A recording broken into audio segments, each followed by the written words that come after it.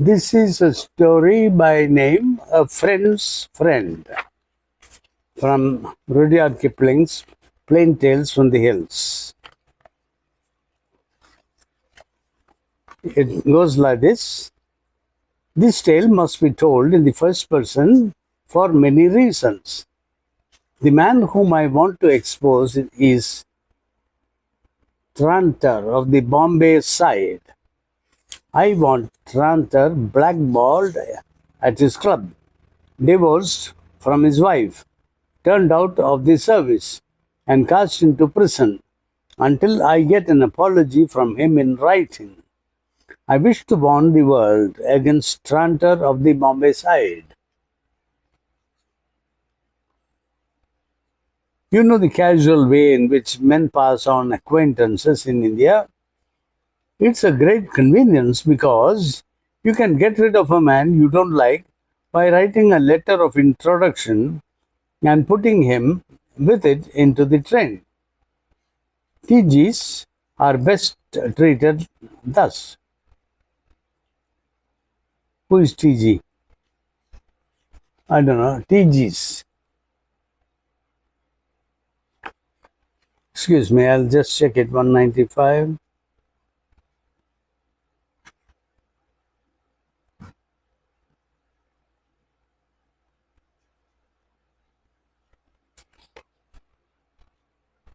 Oh, traveling salesmen or globetrotters just who move around, you meet casually. They are best treated in this manner. You give him an introduction letter and put him on a train, and he'll go there, and then he'll find that he is at a dead end.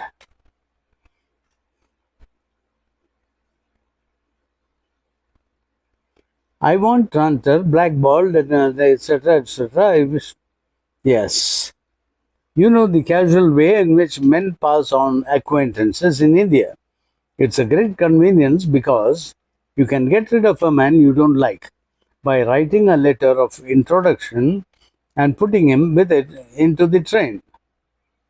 These traveling people who brief acquaintances are best got rid of like this.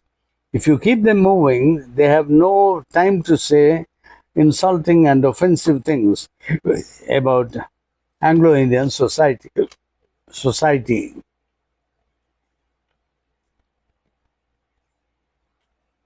One day, late in the cold weather, I got a letter of preparation from Tranter of the Bombay side, advising me of the advent of one such traveling man, a man called Hewan, and saying, as usual, that any kindness shown to Hewan would be kindness to Tranter. Everyone knows the regular form of these communications. 2 days afterwards, Avon turned up with his letter of introduction, and I did what I could for him. He was lint-haired, fresh-colored, and very English, but he held no views about the government of India, nor did he insist on shooting tigers on the station mall as some of these TGs do. Nor did he call us colonists and dine in a flannel shirt and tweeds under that delusion as other TGs do. He was well behaved and very grateful for the little I won for him. Most grateful of all, when I secured him an interview, an invitation for the Afghan ball, and introduced him to Mrs. Deems, a lady for whom I had a great respect and admiration, who danced like the shadow of a leaf in a light wind. I set great store by the friendship of Mrs. Deems, but had I known what was coming, I would have broken Heaven's neck with a curtain pole before getting him that invitation. But I did not know, and he dined at the club. I think on the night of the ball, I dined at home. When I went to the dance, the first man I met asked me whether I had seen Hewan. No, said I. He's at the club, hasn't he come? Come, said the man. Yes, he is very much come. You had better look at him. I sought for Hivan. I found him sitting on a bench and smiling to himself and a program. Half a look was enough for me. On that one night of all others, he had begun a long and thirsty evening by taking too much. He was breathing heavily through his nose. His eyes were rather red, and he appeared very satisfied with all the earth.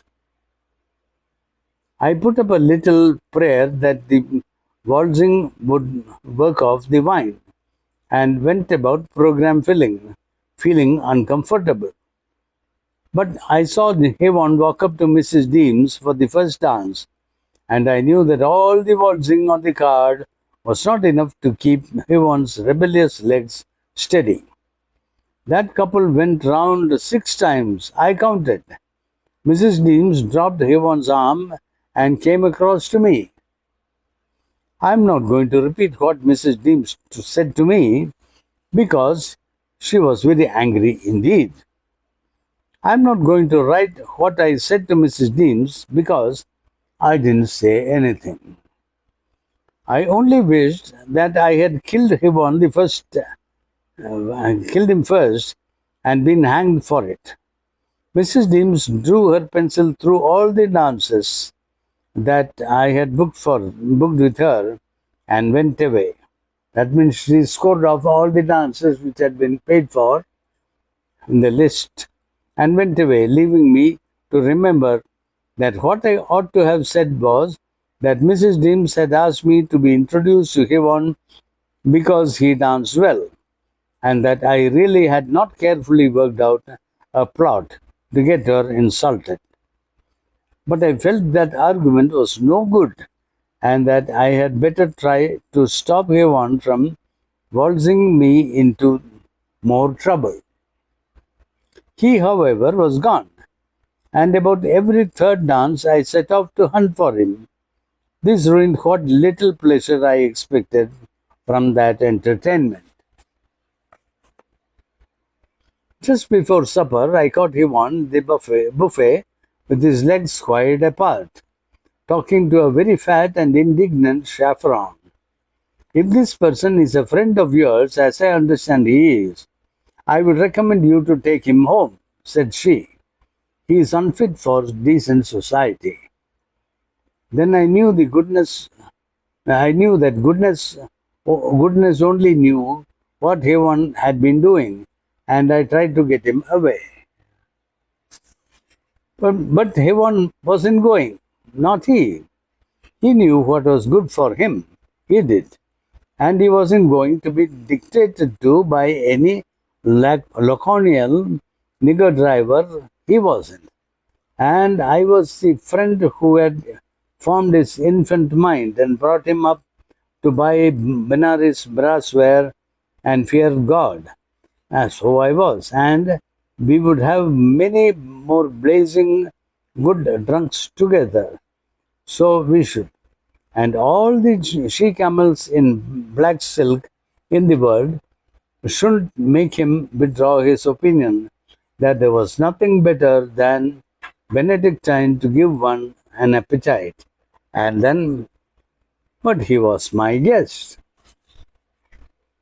I set him in a quiet corner of the supper room and went to find a wall prop that I could trust. There was a good and kindly subaltern, may heaven bless that subaltern and make him a commander-in-chief. That's my blessing for him. So the subaltern who had heard of my trouble, he was not dancing himself, and he owned a head like 5-year-old teak box. He said that he would look after Havon till the end of the ball.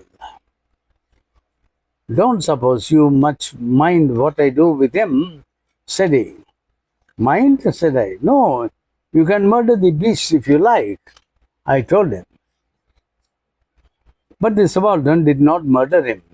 He trotted off to the supper room and sat down by Havon, drinking peg for peg with him. I saw the two fairly established and went away feeling more easy. Then the roast beef of old England sounded. I heard of Yvonne's performances between the first dance and my meeting him with him at the buffet. After Mrs. Deems had cast him off, it seems that he had found his way into the gallery and offered to conduct the band or to play any instrument in it just as the bandmaster pleased. When the bandmaster refused, Yvonne said that he wasn't appreciated and he yearned for sympathy. So he trundled downstairs and sat out 4 dances with 4 girls and proposed to 3 of them. One of the girls was a married woman, by the way. Then he went into the whist room and fell full face down and wept on the hearthrug in front of the fire because he had fallen into a den of card sharpers and his mamma had always warned him against bad company. He had done a lot of other things too and had taken about 3 quarts of mixed liquors, besides speaking of me in the most scandalous fashion. All the women wanted him turned out, and all the men wanted him kicked. The worst of it was that everyone said it was my fault.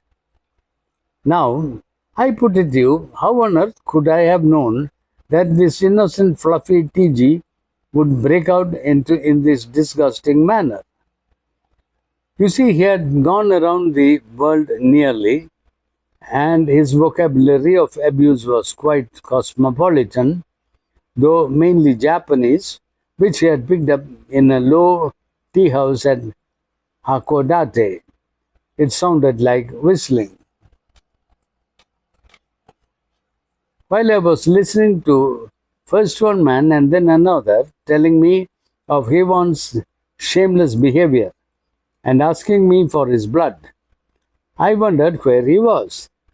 I was prepared to sacrifice him to society on the spot. But Yvonne was gone. And far away in the corner of the supper room sat my dear, good subaltern, a little flushed, eating salad. I went over and said, "Where's Yvonne?" "In the cloakroom," said the subaltern. "He'll keep till the women have gone. Don't you interfere with my prisoner." I didn't want to interfere, but I peeped into the cloakroom and found my guest put to bed on some rolled up carpets, all comfy, his collar free, and a wet swab on his head. The rest of the evening I spent in making timid attempts to explain things to Mrs. Deems and 3 or 4 other ladies, and trying to clear my character, for I am a respectable man, from the shameful slurs that my guest had cast upon it. Libel was no word for what he had said. When I wasn't trying to explain, I was running off to the cloakroom to see that Yvonne wasn't dead of apoplexy. I didn't want him to die on my hands. He had eaten my salt. At last, that ghastly ball ended, though I was not the least restored to Mrs. Deem's favor. When the ladies had gone and someone was calling for songs at the second supper, that angelic subaltern told the servants to bring in the sahib, who was in the cloakroom, and clear away one end of the supper table. While this was being done, we formed ourselves into a board of punishment with the doctor for president. Yvonne came in on 4 men's shoulders and was put down on the table like a corpse in a dissecting room, while the doctor lectured on the evils of intemperance, and Yvonne snored. Then we set to work.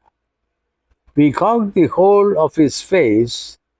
We filled his hair with meringue cream till it looked like a white wig. To protect everything till it dried, a man in ordnance department who understood the work glued a big blue paper cap from a cracker with intrigue meringue cream low down on Yvonne's forehead. This was punishment, not play, remember. We took gelatin off the crackers and stuck blue gelatin on his nose, and yellow gelatin on his chin, and green and red gelatin on his cheeks, pressing each dab down till it held as firm as gold beater's skin. We put a hamful we put a ham frill around his neck and tied it in a bow in front. He nodded like a mandarin. We fixed gelatin on the back of his hands and burnt carved them inside. Put small cutlet frills around his wrists and tied both wrists together with string. We waxed up the ends of his moustache with isinglass. He looked very martial. We turned him over, pinned up his coat tails between his shoulders, and put a rosette of cutlet frills there. We took up the red cloth from the ballroom to the supper room and wound him up in it. There were 60 feet of red cloth, 6 feet broad, and he rolled up into one big fat bundle, with only that amazing head sticking out. Lastly, we tied up the surplus of cloth beyond his feet with coconut fibers string as tightly as we knew how. We were so angry that we hardly laughed at that. Just as we finished, we heard the rumble of bullock carts taking away some chairs and things that the general's wife had borrowed for the hall. So we hoisted Yvonne like a roll of carpets into one of the carts, and the carts went away. Now, the most extraordinary part of this tale is that never again did I see or hear anything of Yvonne. He vanished utterly. He was not delivered at the general's house with the carpets. He just went into the black darkness of the end of the night and was swallowed up. Perhaps he died and was thrown up into the river. But alive or dead, I have often wondered how he got rid of the red cloth and the meringue cream. I wonder still whether Mrs. Deems will ever take any notice of me again, and whether I shall live down the infamous stories that he once set afloat about my manners and customs between the first and the ninth walls of the Afghan ball. They stick closer than cream. Wherefore, I want Tanter of the Bombay side, dead or alive, but dead for preference. That's the story of this Tanter, a friend's friend.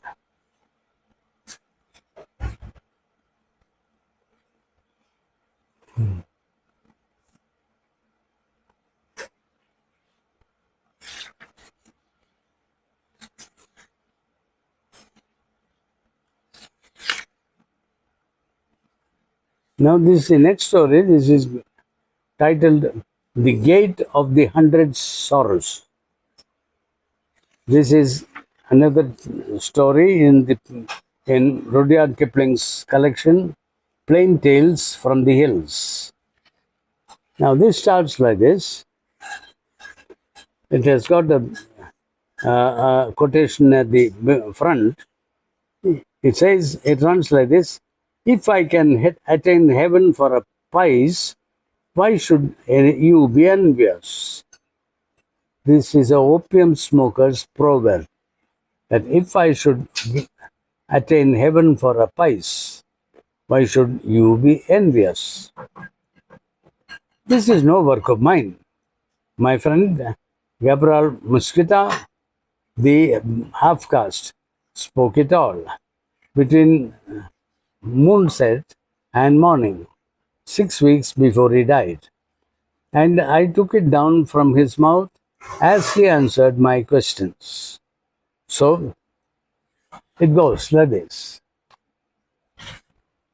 It lies between the coppersmith's gully and the pipe stem seller's quarter, within 100 yards too, as the crow flies, of the mosque of Wazir Khan. I don't mind telling anyone this much, but I defy him to find the gate. This is the gate of the 100 sorrows. I defy him to find the gate, however well he may think he knows the city. You might even go through the very gully it stands in 100 times, and be none the wiser.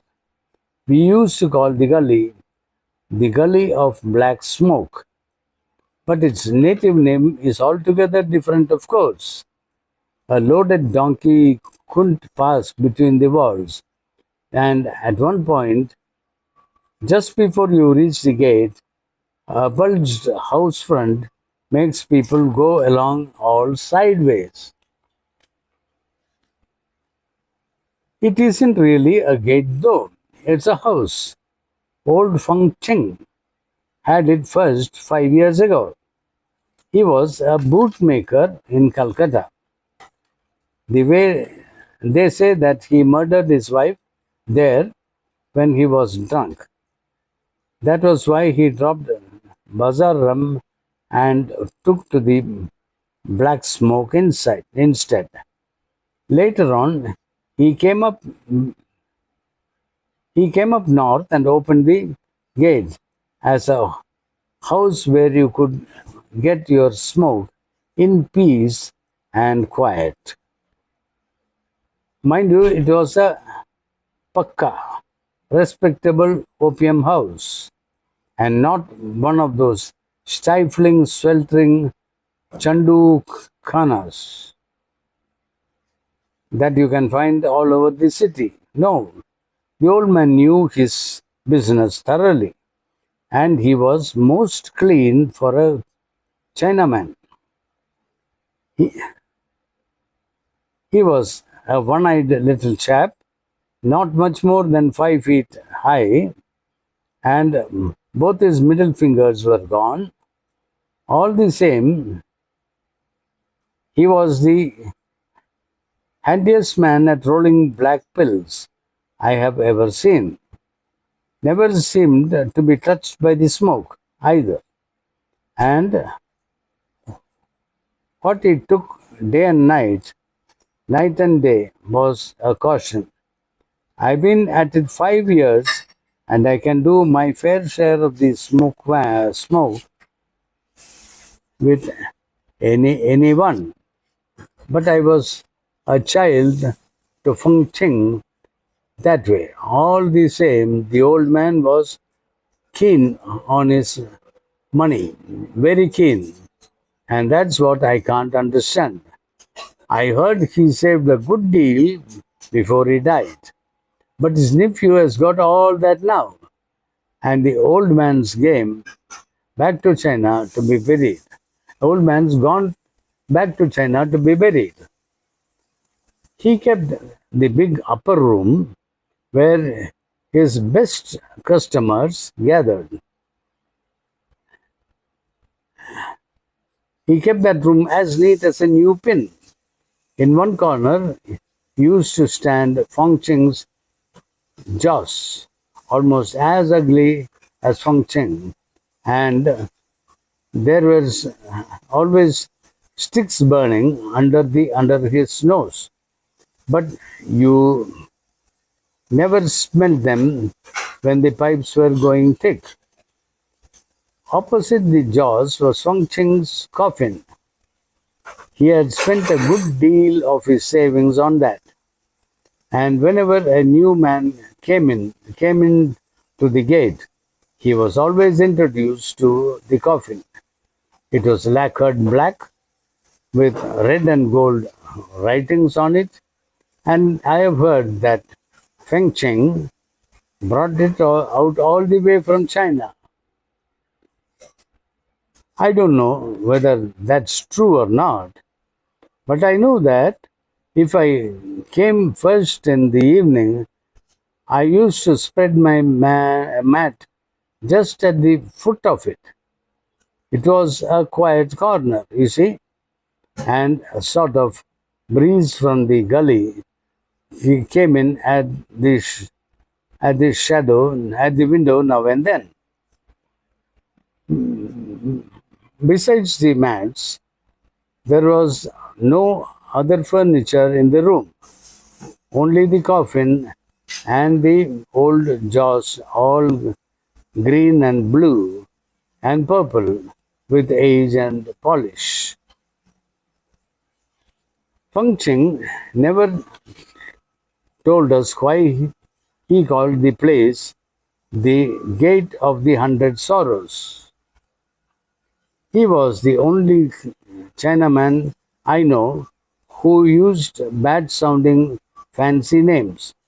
Most of them are flowery, as you will see in Calcutta. We used to find that out for ourselves. Nothing grows on you so much if you are white, so the blacks as the black smoke. A yellow man is made different. Opium doesn't tell on him scarcely at all. But white and black suffer a good deal. Of course, there are some people that the smoke doesn't touch any more than tobacco would at first. They just doze a bit, as one would fall asleep naturally. And next morning, they are almost fit for work. Now, I was one of that sort when I began, but I've been at it for 5 years pretty steadily, and it's different now. There was an old aunt of mine down Agra way, and she left me a little on at her death, about 60 rupees a month secured. 60 isn't much. I can recollect a time, seems hundreds and hundreds of years ago, that I was getting my 300 a month and pickings when I was working on a big timber contract in Calcutta.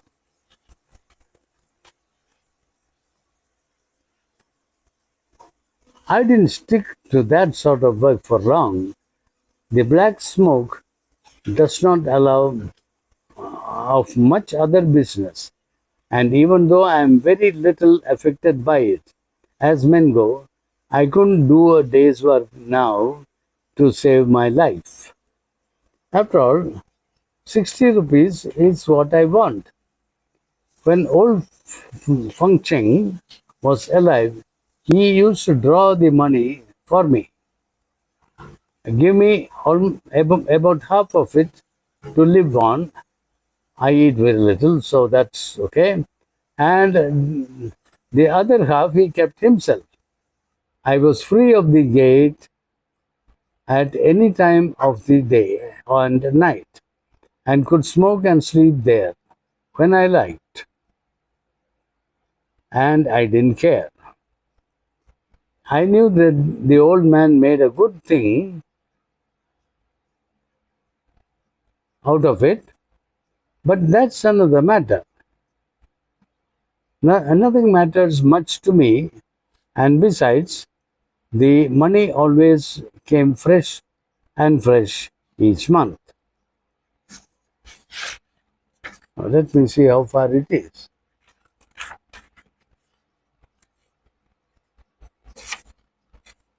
Oh, okay, okay.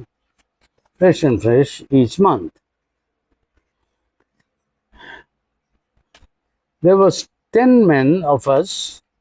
There was 10 of us met at the gate when the place was first opened. Me and two babus from the government office somewhere in Anarkali. But they got the sack and couldn't pay. No man who has to work in the daylight can do the black smoke for any length of time.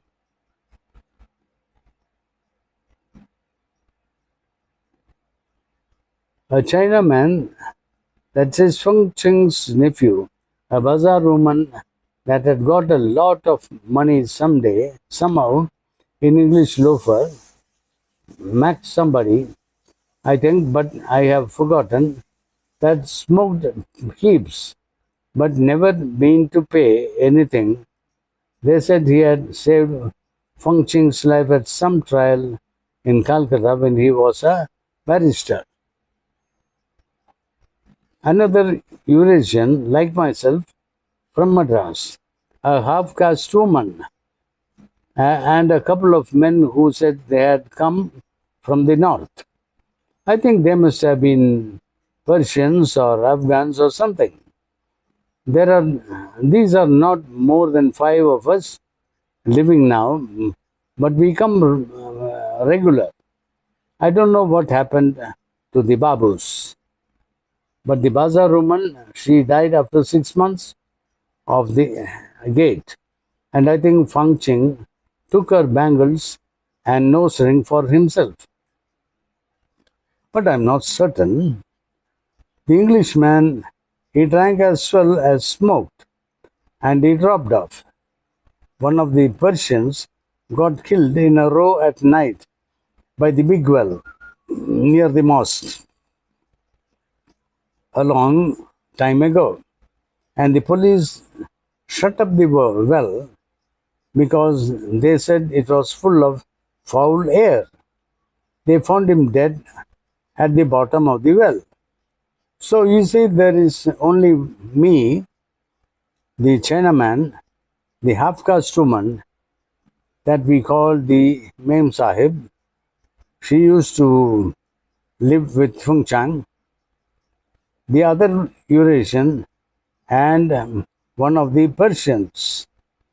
The Mem Sahib looks very old now, I think. She was a young woman when the gate was opened. But we are all old for that matter. Hundreds and hundreds of years old. It's very hard to keep count of time in the gate. And besides, time doesn't matter to me. I drew my 60 rupees fresh and fresh every month. A very, very long while ago, when I used to be getting 350 rupees a month and pickings on a big timber contract at Calcutta. I had a wife of sorts, but she's dead now. Perhaps people said that I killed her by taking to the black smoke. Perhaps I did, but it's so long since that it doesn't matter. Sometimes when I first came to the gate, I used to feel sorry for it. But that's all over and done with long ago. And I draw my 60 rupees fresh and fresh every month. And I'm quite happy. Not drunk happy, but always quiet and soothed and contented. How did I take to it? It began at Calcutta. I used to try it in my own house just to see what it was like. I never went very far. But I think my wife must have died then. Anyhow, I found myself here and got to know Feng Ching. I don't remember rightly how that came about, but he told me of the gate, and I used to go there, and somehow I have never gone away from it since. Mind you, though, the gate was a respectable place in Feng Cheng's time, where you could be comfortable and not at all like the Chandu Khanas, where the niggers go. No, it was clean and quiet and not crowded. Of course, there were others besides besides us 10 and the man, but we always had a mat apiece with a wadded woolen headpiece, all covered with black and red dragons and things, just like the coffin in the corner. At the end of one's third pipe, the dragons used to move about and fight. I watched them many a night. I used to I used to regulate my smoke that way, and now it takes a dozen pipes to make them fight. Besides, they're all torn and dirty, like the mats. And Feng Ching is dead. He died a couple of years ago and gave me the pipe I always use now, a silver one with queer beasts crawling up and down the receiver bottle below the cup. Before that, I think I used a big bamboo stem with a copper cup, a very small one, and a green jade mouthpiece. It was a little thicker than a walking stick stem, and smoked sweet, very sweet. The bamboo seemed to suck up the smoke.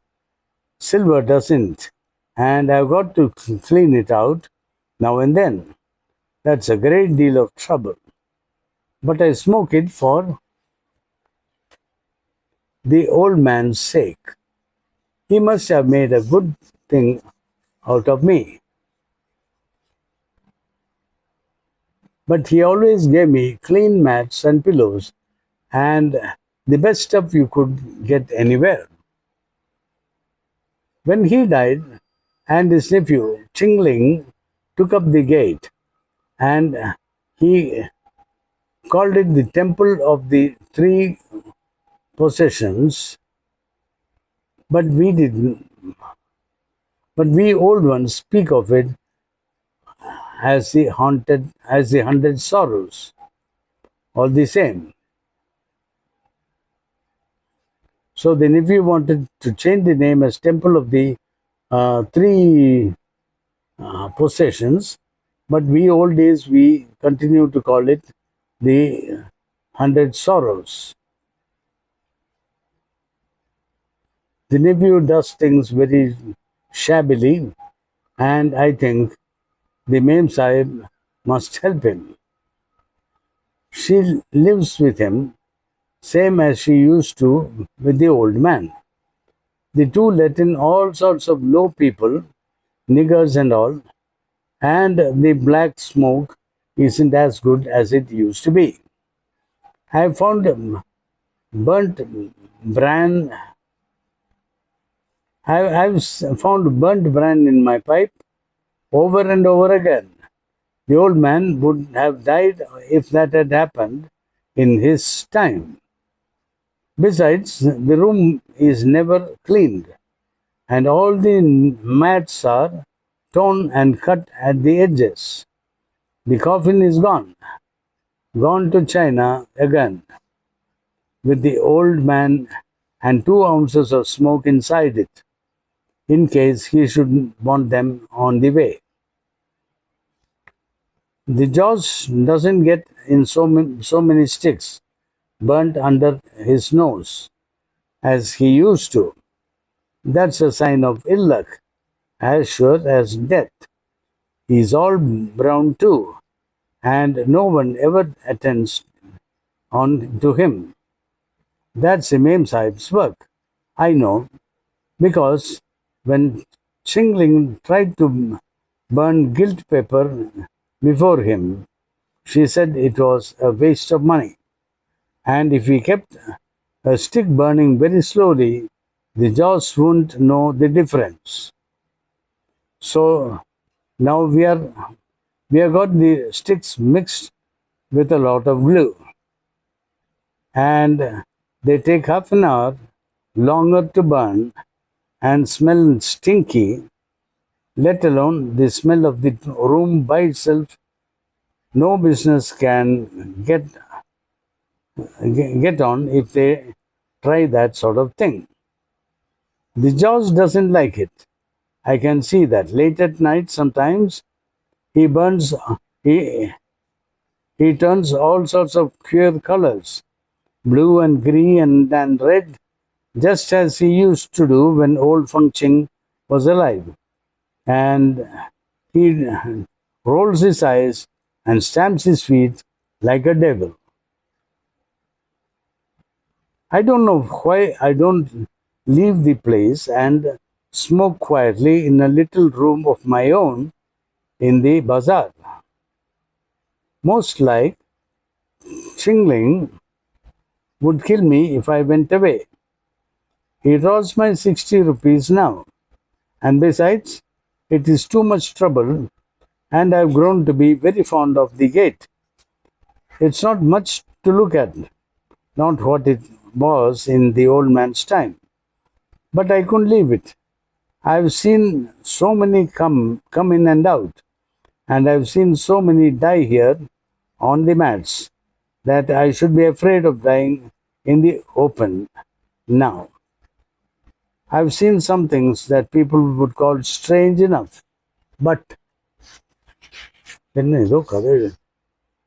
nothing is strange when you're on the black smoke, except the black smoke. And if it was, it wouldn't matter. Finching used to be very particular about his people and never got in anyone who would give trouble by dying messy and such. But the nephew wasn't half so careful. He tells everyone that he keeps a first chop house, never tries to get men in quietly and make them comfortable like Feng Ching did. That's why the gate is getting a little bit more known than it used to be. Among the niggers, of course, the nephew doesn't get a white or, for matter of that, a Mexican into the place. He has to keep us three, of course, me and the Mem Sahib and the other Eurasian.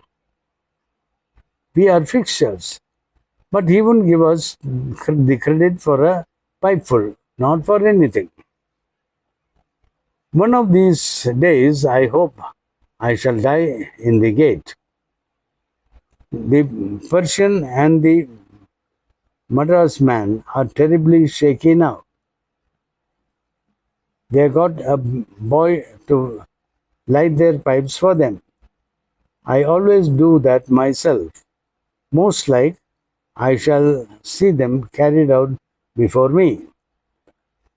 I don't think I shall ever outlive the Mem Sahib or Chingling.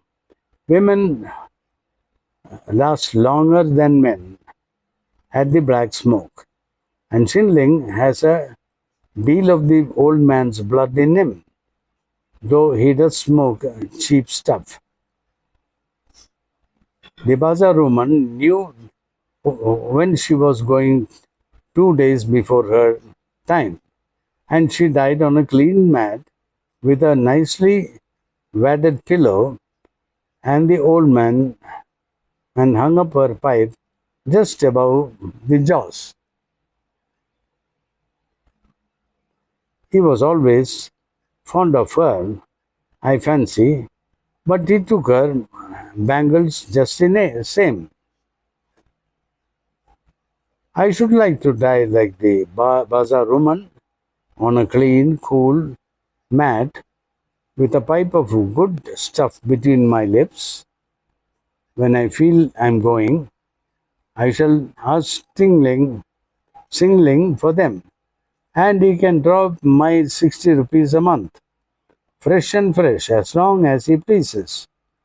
Then I shall lie back, quiet and comfortable, and watch the black and red dragons have their last big fight together, and then, well, it doesn't matter. Nothing matters much to me. Only I wish Singlings wouldn't put Bran into the black smoke. That's the story. Such a negative and very base story. It talks about a house where they smoke opium. I mean, it was run by a Chinese man, and then he died, and it was taken over by his nephew. And the people who frequented the place, and how it was run, and what was the method of payment, and all that. And anybody who starts smoking opium is sure to die there, and etc., etc., etc. I do not like that theme of the story, but that was the story. And so I think I finished with this book of this guy, Rudyard Kipling. I don't like his stories, and we'll stop. Thank you. Bye bye.